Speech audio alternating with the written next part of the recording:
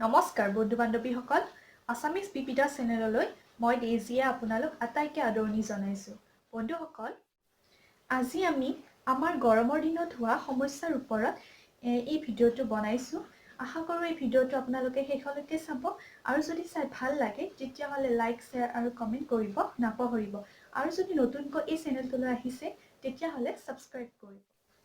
বন্ধুসকল গৰমৰ দিনত প্ৰায় আমাৰ পুৰুষ মহিলা শিশু সকলোৰে এটি হোৱা সমস্যা হৈছে কাষলতি তলৰ ঘাম আৰু সেই ঘামৰ পৰা ওলোৱা দুৰ্গন্ধ। আৰু মাথো দুৰ্গন্ধই যে ওলায় সেইটো নহয়, আমি পিন্ধা কাপোৰবোৰত কিছুমান হালধীয়া দাগৰ সৃষ্টি কৰে। গতিকে এই সমস্যাটোৰ পৰা আমি নিজকে বচাই ৰাখিবলৈ বহুতো নামী দামী ডিঅ'ড্ৰেণ্ট ব্যৱহাৰ কৰোঁ, কিন্তু এই ডিঅ'সমূহ ২-৩ ঘণ্টাৰ পিছত নিষ্ক্ৰিয় হৈ যায়। ফলত পুনৰ কাষলতি তলৰ পৰা দুৰ্গন্ধ ওলাব ধৰে। বন্ধুসকল আপোনালোকেও কিজানি জীৱনত এবাৰ নহয় এবাৰ এই সমস্যাটোৰ সন্মুখীন হৈ পাইছে। এতিয়া মই ক'বলৈ গৈ আছোঁ বজাৰত মাত্ৰ 10 টকাতে কিনিব পৰা এবিধ বস্তুৰ বিষয়ে, যিটো নেকি বজাৰসমূহত অতি সহজতে উপলব্ধ। এই বস্তুবিধ হৈছে ফিটকিৰি।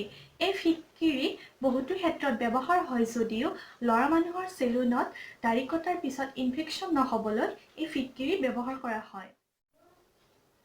এতিয়া মই কাষলতি তলৰ ঘামৰ দুৰ্গন্ধ নাইকিয়া কৰিবলৈ এই ফিটকিৰিবিধ কেনেদৰে ব্যৱহাৰ কৰিম মই কৈ আছোঁ।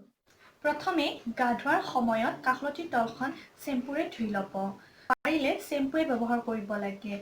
যদি চাবোন ব্যৱহাৰ কৰি থাকে তেতিয়াহ'লে কাষলতিৰ তলত থকা নোমবোৰত এবিধ আঠালেটীয়া পদাৰ্থৰ সৃষ্টি হয়। ভালদৰে গা ধুই এই ফিটকিৰি টুকুৰাটো পানীত তিয়াই কাষলতিৰ তলত ভালদৰে ঘঁহি দিব। তাৰপিছত কাষলতিৰ তলখন ভালদৰে শুকাব দিব। বন্ধুসকল এনেদৰে গা ধুই আহি কাষলতিৰ তলত ফিটকিৰি ব্যৱহাৰ কৰিলে দিনভৰ গোন্ধ নাইকিয়া হোৱাৰ লগতে কাষলতিৰ তলত ক'লা পৰা সমস্যাবোৰ দূৰ হয়।